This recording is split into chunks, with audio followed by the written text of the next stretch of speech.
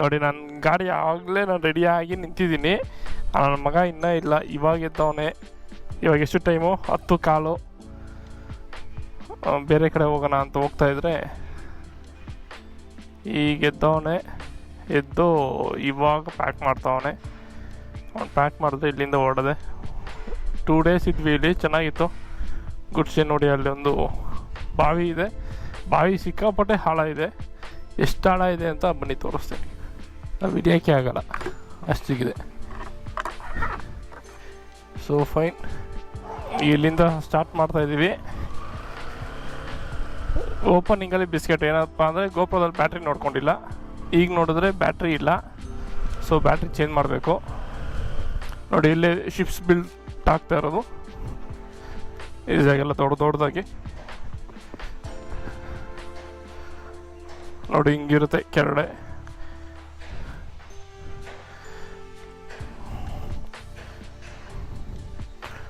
Okay, ಇದೆಲ್ಲ rebuild ಆಗ್ತಾ ಇರೋದು ಅನಿಸುತ್ತೆ. ಮೇಲ್ಗಡೆ ಹಂಗಿದೆ ಮನೆಗಳು, ಕೆಳಗಡೆ ಮಾತ್ರ ಏನೋ ವರ್ಕ್ ಮಾಡ್ತಿದ್ದಾರೆ. ಚೆನ್ನಾಗಿದೆ.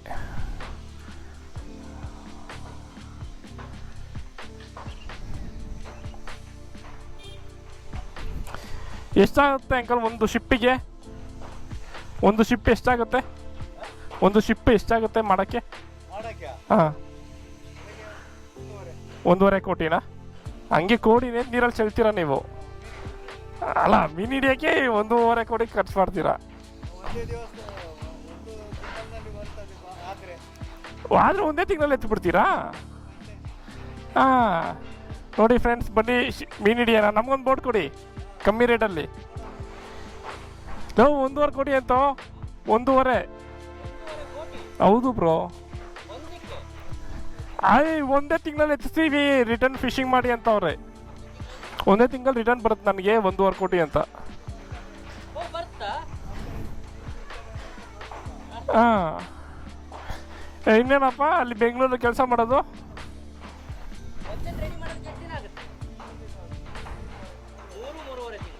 ಮೂರುವರೆ ತಿಂಗಳಲ್ಲಿ ಒಂದು ಬೋಟ್ ರೆಡಿ ಮಾಡಿ ಅದನ್ನು ಇದು ಸಮುದ್ರಕ್ಕೆ ಬಿಟ್ಟರೆ 1.5 ಕೋಟಿಗೆ ಸಂಪಾದನೆ ಮಾಡ್ತಾರಂತೆ ಒಂದು ತಿಂಗಳಲ್ಲಿ. ಒಳ್ಳೆ ಮೀನುಗಳು ಬಿದ್ದರೆ ಸರಿ. 1 ತಿಂಗಳು ಬೇಡಪ್ಪ, 3 ತಿಂಗಳಲ್ಲಿ ಬೀಳಲಿ, 1.5 ಕೋಟಿ ಬರಲಿ, ನನಗೆ ಸಾಕು. ಬೆಂಗಳೂರಲ್ಲಿ ಕೆಲಸ ಯಾವನಿಗೆ ಬೇಕು ಹೇಳಿ ಫ್ರೆಂಡ್ಸ್? ನೀವು ಅಂದರೆ ನಾನು ಇಲ್ಲೇ ಬೆಂಗಳೂರಿಂದ ಇದಕ್ಕೆ ಶಿಫ್ಟ್ ಆಗ್ಬಿಡ್ತೀನಿ. ಇಲ್ಲೇ ಪಕ್ಕದಲ್ಲೆಲ್ಲ ನಾವು ಚಿಕ್ಕದಾಗಿ ಒಂದು ಗಿಡ್ಸ್ಲು ಹಾಕ್ಕೊಂಡು ಇಲ್ಲೇ ಜೀವನ ಮಾಡೋದು ಬೆಸ್ಟು. ನೆಮ್ಮದಿಯಾಗಿತ್ತು. ಹೇಳಷ್ಟು ಸುಲಭ ಅಲ್ಲ ಇಲ್ಲಿ ಜೀವನ. ಸೊ ಅವ್ರವ್ರಿಗೆ ಇರುತ್ತೆ. ನಮಗೆ ಬೆಂಗಳೂರು ಬಿಟ್ಟು ಬಂದಿದ್ದ ದಿನದಿಂದನೇ ಇಲ್ಲಿ ಬಿಸಿಲು ನೋಡಿ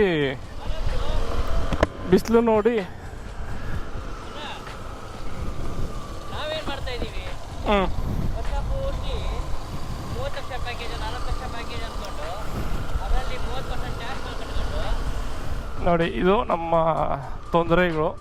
ನನಗೆ ಆಲ್ರೆಡಿ ಬೆಂಗಳೂರಿಂದ ಬಂದಿದ್ದರಿಂದನೇ ಬಿಸಿಲು ನೋಡಿ ಬೆಂಗಳೂರಲ್ಲಿ ಆರಾಮಾಗಿದ್ದೆ, ಸುಮ್ಮನೆ ಬಂದೆ ಅಂತ ಅನ್ನಿಸ್ತು. 7 ಎಷ್ಟೊತ್ತಿಗೆ?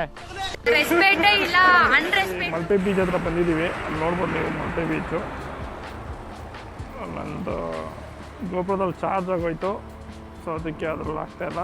ರೂಮ್ಗೆ ಅದು ಫೋನ್ ಇಲ್ಲಿ ಸ್ಟೇ ಮಾಡಿದ್ವಲ್ಲ, ಅವ್ರ ಹತ್ರನೇ ನಂಬರ್ ಇಸ್ಕೊಂಡ್ವಿ. ಸೊ ಸಾರ್ಟೆಡ್ ಇಲ್ಲಿ ಸಿಗುತ್ತೆ ಅನ್ಸುತ್ತೆ ರೂಮ್ ಸಿಕ್ಕಿದ ಮೇಲೆ ಇಲ್ಗೋ ಆ್ಯಂಡ್ ಇಲ್ಲೇ ತುನ್ಸೆ ಪಾರ್ಕ್ ಅಂತ, ತುನ್ಸೆ ಪಾರ್ಕ್ ಅನ್ನೋ ರೆಸಾರ್ಟಲ್ಲಿದ್ದೀವಿ ಈಗ. ಡೀಸೆಂಟ್, ಗುಡ್, ಚೆನ್ನಾಗೇ ಇದೆ. AC ರೂಮ್ ಬೇಕು ವಿತ್ ಫಾರ್ 2750, ಅಂದರೆ ಮಲ್ಪೆ ಬೀಚ್ ಪಕ್ಕನೇ. ಸೊ ಫೈನ್, ಡೀಸೆಂಟ್, ಚೆನ್ನಾಗೇ ಇದೆ. ಫುಡ್ಡು ಎಲ್ಲ ಕ್ಲೀನಾಗಿ ಆಕ್ಸೆಸಬಲ್ ಇದೆ, ದೊಡ್ಡದೆ. ಮಲ್ಪೆಗೆ ಸುಮಾರು ಸಲ ಬಂದಿದ್ದೀನಿ. ಬಂದಾಗ ನೆವರ್ ಸ್ಟೇಡ್ ಇನ್ ಮಲ್ಪೆ ಬೀಚಲ್ಲಿ ಅಂತ. So thought of staying it. So fine, ನೋಡೋಣ ಹೇಗಿದೆ ಅಂತ. ಮಲ್ಪೆಯಲ್ಲಿ ಸ್ಟೇ, ಅಲ್ಲೇ ನೋಡಿ ಬೀಚು, ವಾಕೇಬಲ್ ಡಿಸ್ಟೆನ್ಸ್. ಇದರ ಮಾಮೂಲಿ ಶಾಪ್ಸ್ ಗೊತ್ತಲ್ಲ, ಅದರ ಆಚೆ ಇರೋದೇ ಬೀಚು. ಸಂಜೆ ಆರಾಮ್ಸೆ ಹೋಗ್ಬೋದಂತೆ, ನೋ ಡಿಸ್ಟರ್ಬೆನ್ಸ್. ಇಲ್ಲೊಂದು ಕೊಳ ಇದೆ, ಅದೇ ನೀರು ಸೇದೋರು ಯಾರೂ ಇಲ್ಲ, ಎಲ್ಲ ಮೋಟ್ರ್ ಹಾಕಿ ಹೊಡೆದ್ಬಿಡ್ತಾರೆ. ಬಿಂದಿಗೆನಿದೆ ನೋಡೋಣ ನೀರಿದೆಯಾ ಅಂತ. ನೀರಿದೆ, ಮೇಲೇ ಇದೆ. ರಿಂಗ್ಸ್ ಇವೆಲ್ಲ ಕಟ್ಟಿರೋದೆಲ್ಲ ರಿಂಗ್ ಬಿಟ್ಟಿರೋದು. Okay, good. ಓವರಾಲ್ ಚೆನ್ನಾಗೇ ಇದೆ. ಸೊ ಇವತ್ತಿಗೆ ಇಲ್ಲೇ ನಮ್ಮ ಸ್ಟೇ. ಇದು ಡೇ 3 ಅನಿಸುತ್ತೆ. 2 ದಿನ ಅಲ್ಲಿದ್ವಿ, ಇದು 3ನೇ ದಿನ. ಸೊ ನೋಡಿ, ಹಳೇ ಫೋನ್ ಇದೆ ಇದರಲ್ಲಿ, ವಯರೆಲ್ಲ ಕಿತ್ತಾಕ್ತಿದ್ದಾರೆ.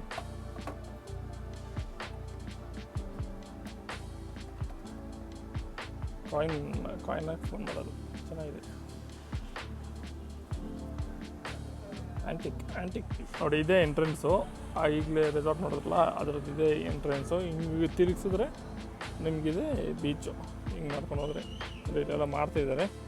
ನಾವು ಈ ಥರದೊಂದು ಬ್ಯಾಗ್ನ ಬ್ಯಾಂಕಾಕಿಂದ ತಂದರೆ, ಅಲ್ಲಿ ಪಿಂಕ್ ಕಲರ್ ಕಾಣಿಸ್ತಿದೆಯಲ್ಲ, ಅಲ್ಲಿಂದ ತಂದರೆ ಅಲ್ಲಿ 800 ರೂಪಾಯಿನ ಒಂದು ಬ್ಯಾಗು. ಇಲ್ಲಿ ನೋಡಿದ್ರೆ ಇಲ್ಲಿ ಆರಾಮ್ಸೆ ಬೀಚಲ್ಲಿ ಮಾಡ್ತಾಯಿದ್ದಾರೆ. ವೇಸ್ಟ್. ಜಗ, ನೀನು ಥೈಲ್ಯಾಂಡಿಂದ ತಂದಲ್ಲ ಬ್ಯಾಗು, ನೋಡಲ್ಲ ಐತೆ ಪಿಂಕ್ ಕಲರು. ಎಷ್ಟು ಅಂತ ಕೇಳು ನೋಡೋ. ಅಲ್ಲೆಷ್ಟು ಕೊಟ್ವಿ, ಇಲ್ಲೆಷ್ಟು ಅಂತ will compare.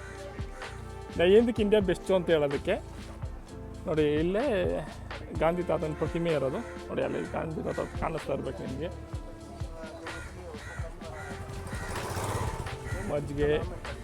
Actually Malpe beach ಸುಮಾರು ಸಲ ಬಂದಿದ್ದೀನಿ, ಬಟ್ ಯಾವತ್ತೂ ಸ್ಟೇಗೆ ಬಂದಿಲ್ಲ ನೋಡಿ. ಇಲ್ಲಿ ಗಾಂಧಿ ತಾತ ಹಿಂಗೆ ತಿರುಗಿದ್ರೆ, ನಾನು ಫಸ್ಟು ಪ್ಯಾರಾಸೈಲಿಂಗ್ ಅಂದರೆ ಹಿಂದ್ಗಡೆ ಒಬ್ಬ ಬರ್ತಾನೆ, ಇಲ್ಲೇ ಮಾಡಿದ್ದು ಫಸ್ಟ್ ಎಕ್ಸ್ಪೀರಿಯೆನ್ಸ್ ಅದು.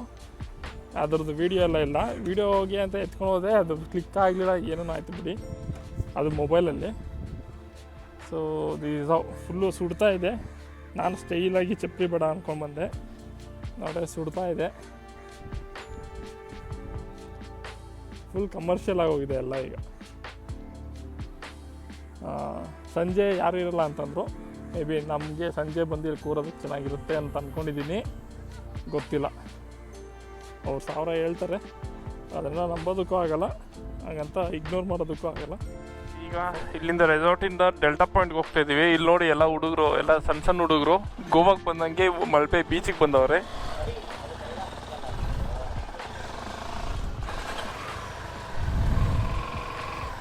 ನೋಡಿ, ಎಲ್ಲ ಬಾಯ್ಸು ಫುಲ್ಲು ಮಿಂಚಿಂಗು, ಎಲ್ಲ ಸ್ಕೂಲವರು. ನಮಗೆ 5:39ಗೆ ಹೋಗ್ತೀವಿ. 22 minutes, 11 kilometres. Okay, let's go.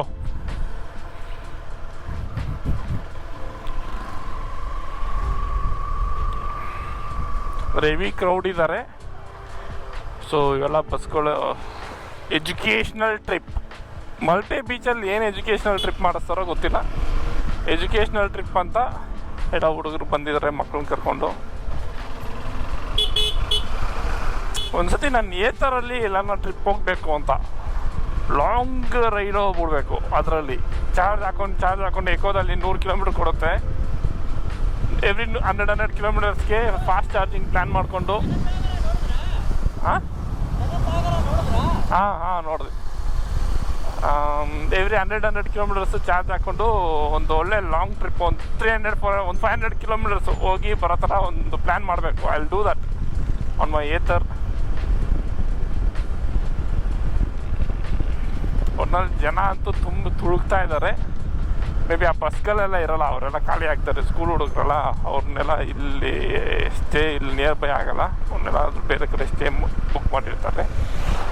So ನೋಡೋಣ. ಇನ್ನೊಂದು 5 ಕಿಲೋಮೀಟರ್ಸ್ ಇದೆ. ಆ ವ್ಯೂ ಪಾಯಿಂಟ್ಗೆ ಸಮುದ್ರ ನೋಡಿ, ಇಲ್ಲೇ ಕಾಣಿಸ್ತಾ ಇದೆ. ಫುಲ್ ಬೀಚು, ಬೀಚ್ ಪಕ್ಕ ರೋಡು, ಇತ್ತ ಕಡೆ ನದಿ.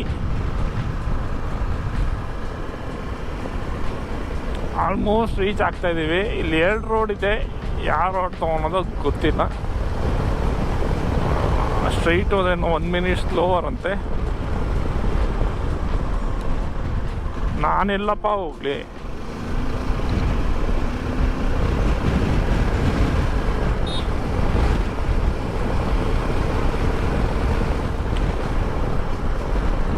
ಸ್ಟ್ರೈಟ್ ರೋಡೇ ಇಲ್ಲ.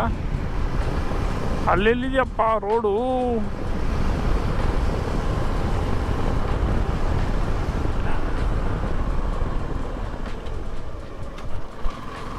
ಯಾವುದೋ ದೇವಸ್ಥಾನ ಇದೆ. ನಾವು ಫಿಶ್ ತಿಂದಿದ್ವಿ, ಹೋಗೋಕ್ಕಾಗಲ್ಲ. ಸೊ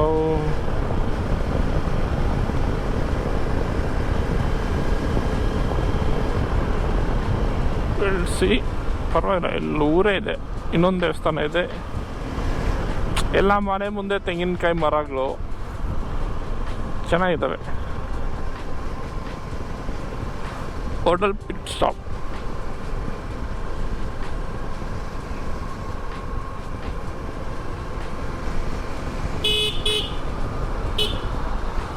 ಹಂಗ ಒಂಚೂರು ಜಾಗನೇ ಬಿಡಂಗಿಲ್ಲ.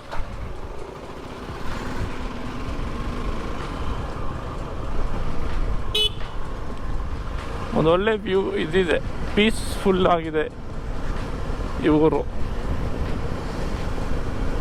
ನಾವೇ ಬಂದು ಸುಮ್ಮನೆ ಸೌಂಡ್ ಮಾಡ್ತಾಯಿದ್ದೀವಿ. Something peaceful.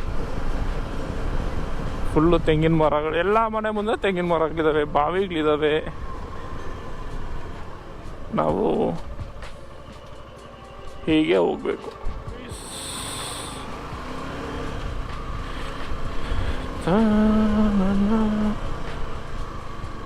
ಸ್ವಿಮ್ಮಿಂಗ್ ಹೋಗೋ ಹಾಗಿಲ್ಲ. ಓಕೆ, ಇದೆ ಅನಿಸುತ್ತೆ.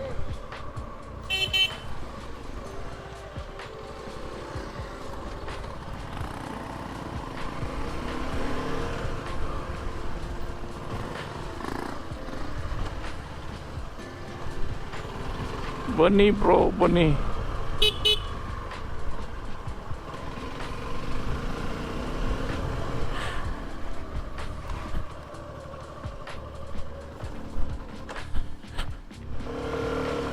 ಅಷ್ಟೇ ಬ್ರೋ, ಇಲ್ಲಿ ಇನ್ನೇನಿಲ್ಲ ಅನಿಸುತ್ತೆ. ಓಕೆ, ಅಲ್ಲಿ ಇನ್ನೊಂದು ಕಡೆಯಿಂದ ಬಂದರೆ ಇಲ್ಲಿಗೆ ಬರ್ತಾಯಿದ್ವಿ ಅನಿಸುತ್ತೆ. ಯಾರೋ ವರ್ಕ್ ಫ್ರಮ್ ಹೋಮ್ ಮಾಡ್ತಿದ್ದಾರೆ ಇಲ್ಲಿ, ಲ್ಯಾಪ್ಟಾಪ್ ಇಟ್ಕೊಂಡು.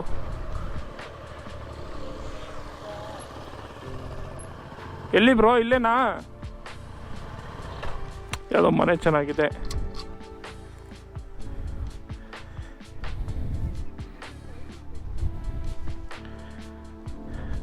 ಬನ್ನಿ ಬ್ರೋ, ಹೋಗೋಣ. ಇಲ್ಲೇ ಹತ್ತಿ ಬ್ರೋ. ಇಲ್ಲಿ ಬಂದರೆ ಒಳ್ಳೆ ವ್ಯೂ ಇದಂತೂ ಇದೆ ಸನ್ಸೆಟ್ಟಿಗೆ. So fine.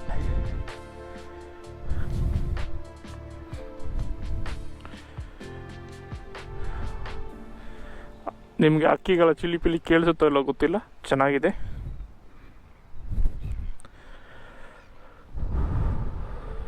ಇದ್ ಕಡೆ ಸನ್ಸೆಟ್ಟು ಫುಲ್ಲು ಗಲೀಜು ಮಾಡಿದ್ದಾರೆ. ನೋಡಿ, ಡೆಲ್ಟಾ ಪಾಯಿಂಟ್ ಹತ್ರ ಬಂದರೆ ಡೆಲ್ಟಾ ರಾಯಲ್ ಶಿಪ್ ಕಾಣಿಸ್ತಾ ಇದೆ ನಮಗೆ ದೊಡ್ಡದಾಗಿ.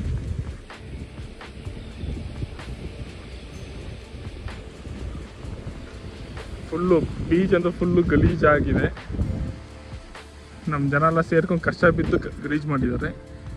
ಅದು ಬಿಟ್ಟರೆ ಅದು ಕಡೆ ಫಿಶರ್ಮ್ಯಾನ್ಸ್ಗಳು ಫಿಶ್ ಮಾಡ್ತಿದ್ದಾರೆ, ಫಿಶಿಂಗ್ ಮಾಡ್ತಿದ್ದಾರೆ. ಇದ್ ಕಡೆ ನಾವು ವಾಕ್ ಮಾಡ್ತಾ ಇದೀವಿ. ಅಲ್ಲೊಂದು ಯಾವುದೋ ಪೋರ್ಟ್ ಇದೆ.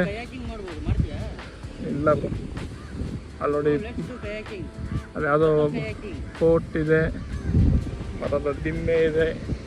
ಫುಲ್ಲು ಇದೆಲ್ಲ ಕೊಕೊನಟ್ ಟ್ರೀಸೇ, ಸಿಕ್ಕಾಪಟ್ಟೆ ಕೊಕೊನಟ್ ಟ್ರೀಸ್. ಆದರೆ ಇದೆಲ್ಲ ನೀರು ಅಷ್ಟು ಟೇಸ್ಟ್ ಇರೋಲ್ಲ ಅನಿಸುತ್ತೆ, ಬಟ್ ಗೊತ್ತಿಲ್ಲ. ನೋಡಿ, ಯಾವುದೋ ಒಂದು ಬೋಟ್ ಬರ್ತಾ ಇದೆ. ಇದೆಲ್ಲ ನದಿ. ಅವನೇನೋ ಹೇಳ್ತಾನೆ, ಅದೆಲ್ಲ ನಂಬಕ್ಕೆ ಹೋಗ್ಬೇಡಿ. ವಿತ್ ವಾಲಿಡ್ ಇನ್ಫಾರ್ಮೇಶನ್ ಇದ್ರೆ ಮಾತ್ರ ನಂಬಿ. ಅದು ಆ ಸೈಡ್ ಇರೋದು ನದಿ, ಈ ಸೈಡ್ ಇರೋ ಸಮುದ್ರ, ಎರಡು ಸೇರಿ ಹೀಗೆ ಡೆಲ್ಟಾ ಪಾಯಿಂಟ್. ಓಕೆ ಬ್ರೋ, ಏನೋ ಒಂದು ಇನ್ಫಾರ್ಮೇಶನ್ ಕೊಟ್ಟ ಜಗದೀಶ್. ಎಷ್ಟು ಪ್ರಮಾಣಿಸಿ ನೋಡ್ಬೋದೋ ನನಗೆ ಗೊತ್ತಿಲ್ಲ, ತಿಳ್ಕೊಳ್ಳಿ. ನೋಡಿ ಅಲ್ಲಿ ನೋಡಿ.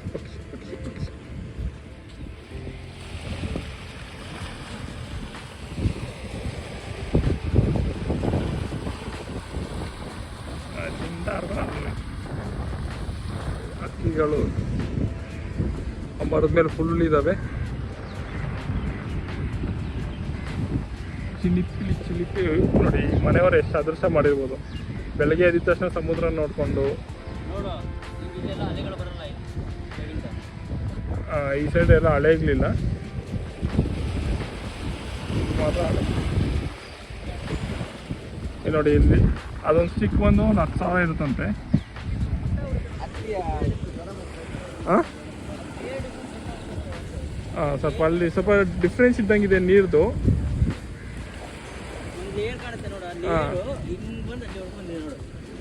ಹಂಗೊಂದು ರೌಂಡ್ ಹೋಗಿದೆ ನೋಡಿ, ಇಲ್ಲಿ ಫಿಶಿಂಗ್ ಮಾಡ್ತಿದ್ದಾರೆ. ಅದಕ್ಕೆ ಹಾಕೋದು ಅವರು ಮೀನು ಗಾಳಕ್ಕೆ ಹಾಕೋದು ಪ್ಲಾಸ್ಟಿಕ್ ಮೀನು. ಆ್ಯಕ್ಚುಲಿ ಪ್ಲಾಸ್ಟಿಕ್ ಮೀನು ಹಾಕಿ ರಿಯಲ್ ಮೀನು ಹಿಡಿತಾರೆ. ಅದು ಹಿಂಗಂದ್ರೆ ಎಷ್ಟು ದೂರ ಹೋಗುತ್ತೆ ಗೊತ್ತಾ? ಬಿತ್ತು ನೋಡಿ, ಸಿಕ್ತು ನೋಡಿ. ಇವತ್ತು ಅಂಕಲ್ಗೆ 2 ಫಿಶ್ ಸಿಕ್ಕಿದೆ ನೋಡಿ. ಫ್ರೆಶ್ ಆಗಿರೋ ಮೀನು ಇನ್ನೂ ಬದುಕಿದೆ ನೋಡಿ. ಹಂಗೆ ಹಿಡಿಬೇಕು, ಹಂಗೆ ಹಿಡಿದು ಅದ್ರಲ್ಲಿ ಹಾಕಿರೋದು ಅದು ಸಿಕ್ಕಾಪಟ್ಟೆ ಸ್ಟ್ರಾಂಗ್ ಆಗಿರುತ್ತೆ. ನೆನ್ನೆ ಒಂಚೂರು ಮುಟ್ಟಿದ್ದಕ್ಕೆ ಅದು ಕೈ ತೂತಾಗಷ್ಟು ಶಾರ್ಪ್ ಇರುತ್ತೆ ಆಬ್ಜೆಕ್ಟ್ ಅದು ನೋಡಿ. ಅಂಕಲ್ ನೀವು ಮೀನು ಡಬ್ಬ ತಗೊಂಡೋಗ್ಬಿಡ್ತಾನೆ, ತೆಗೆದುಕೊಂಡ್ಬಿಡಿ. ಇವಂತ ಅಲ್ಲಾರ ನೋಡೋ ಯಾವ ಐಟಿ ನನ್ನ ಮಗ ಇರ್ಬೋದು, ಕೆಲಸ ಸಾಕಾಗಿ ನೋಡಿ. ಜಿಂಗ್ರಿ ಅಲ್ವಾ ಇದು? ಇದು ಈ ಮೀನಲ್ಲ, ಅದು ಜಿಂಗ್ರಿ. ಅದು ಏನೋ ಒಂದು ಇದೊಂದು ಪ್ರಾನ್ಸ್. ಇದು ಪ್ರಾನ್ಸ್ನ ನೋಡಿ ಅದ್ರಲ್ಲಿ ಹಾಕಿ ಮೆತ್ತಗೆ ಅದ್ರ ಓಪನ್ ಮಾಡಿ ಹಂಗೆ ಸೇರಿಸ್ಬಿಟ್ಟು ಅಂದ್ಬಿಟ್ಟು ಒಂದ್ಸಲಕ್ಕೆ ಎಷ್ಟು ಮೀನು ಹಾಕ್ತೀರಾ? ಎಷ್ಟು ಹಾಕ್ತೀರಾ ಅಂಕಲ್? ಎಷ್ಟು? 6 ಹಾಕಿರ್ತಾರೆ. ಅದರಲ್ಲಿ ಒಂದು ಮಿನಿಮಮ್ ಒಂದು 3-4 ಸಿಗುತ್ತಾ? ಸಿಗುತ್ತೆ ನೋಡಿ. ನೋಡಿ ಈಗ ಅಂಕಲು ಅದನ್ನ ಹಿಂಗೆ ಎತ್ತಿ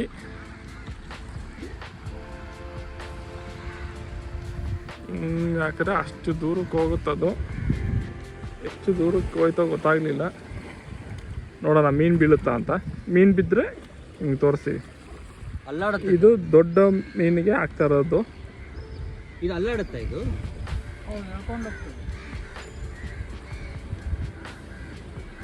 ನೋಡಿ. ಅದೇ ನೆನ್ನೆ ಮಂಗಳೂರಲ್ಲಿ ನೋಡಿದ್ದು ನಾವು. ಅವರು ರಿಯಲ್ ಮೀನು ಹಾಕಿಲ್ಲ, ಇವರು ರಿಯಲ್ ಮೀನೇ ಹಾಕ್ತಿದ್ದಾರೆ. ಹಂಗೆ ಫುಲ್ಲು ಇದು ಮಾಡಿ ಹಂಗೆ ಹಾಕಿ ಅಲ್ಲಿ ಹೋಗಿ ಬಿತ್ತು. ಅಲ್ಲಿ ನೋಡೋಣ ಸಿಗುತ್ತಾ ಅಂತ. ಇದೇನು ಸಿಕ್ಕಿದೆ ಅನ್ಸುತ್ತೆ ಅಂಕಲ್. ಬಿದ್ದಿದೆಯಾ ಇದರಲ್ಲಿ? ಹಾಕ್ತೀನಿ. ನಾನು ಇದ್ರಲ್ಲಿ ಹಾಕ್ತೀನಿ, ಯೂಟ್ಯೂಬಲ್ಲಿ ಹಾಕೊತೀನಿ.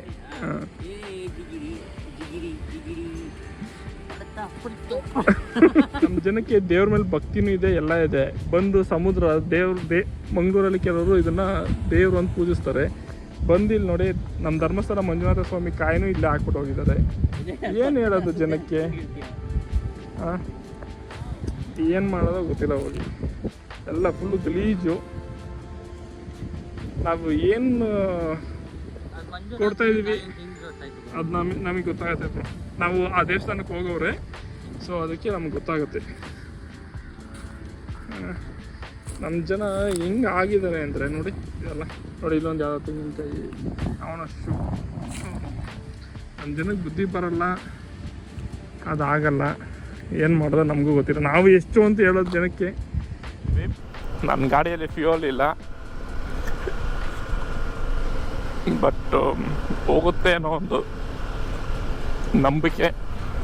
Welcome to Malpe beach. ಜನ ಸಾಗರ. ಇಲ್ಲೆಲ್ಲಿ ಪೀಸ್ ಆಫ್ ಮೈಂಡ್ ಅಂತಿರುತ್ತೆ. ಆದರೆ ಬಸ್ಗಳು ಸ್ವಲ್ಪ ಕಡಿಮೆ ಆಗಿದ್ದಾವೆ ನೋಡಿ. ಮಕ್ಕಳನ್ನೆಲ್ಲ ಕರ್ಕೊಂಡು ಹೋಗ್ತಾ ಇದ್ದಾರೆ. ಸೊ ಕೌಂಟ್ ಮಾಡ್ತಾ ಇದ್ದಾರೆ. ಯಾಕೆ? ಹೆಂಗೆ ನಿಮ್ಮ ಟೀಚರ್ಸ್ಗಳಿಗೆ ಇಲ್ಲಿಗೆ ಹೋಗ್ಬೇಕು ಅಂತ ಆಸೆ ಇರುತ್ತೆ. ಅವರು ಹುಡುಗರ ಹೆಸರಲ್ಲಿ ಬರ್ತಾರೆ. ಯಾಕಂದ್ರೆ ಹುಡುಗರು ನೋಡ್ಕೊಳಕ್ಕೆ ಬೇಕಲ್ಲ ಗಾಡಿ. ಹಂಗೆಲ್ಲ ಇರಲ್ಲ ಬ್ರೋ. ಎಲ್ಲಾನು ನಾವು ಸ್ಕ್ಯಾಮ್ ಅಂತಾನೆ ನೋಡೋಕ್ಕಾಗಲ್ಲ ನೋಡಿ. ಮಕ್ಕಳೆಲ್ಲ ಹೋಗ್ತಿದ್ದಾರೆ. ಎಲ್ರಿಗೂ ಸೈಂಟ್ ಮೇರಿ ಸೈಲೆಂಟಿಗೆ ಕರ್ಕೊಂಡು ಹೋಗ್ಬೇಕು. ಸೈಂಟ್ ಮೇರಿ ಸೈಲೆಂಟ್ಗೆ ಹೋಗಿ ಬಂದು ಮನೆ ಕಡೆ ಓಡ್ತಿದ್ದಾರೆ. ಬನ್ನಿ, ಅಲ್ಲಿ ಹಾಡಾಡ್ತಿದ್ದಾರೆ.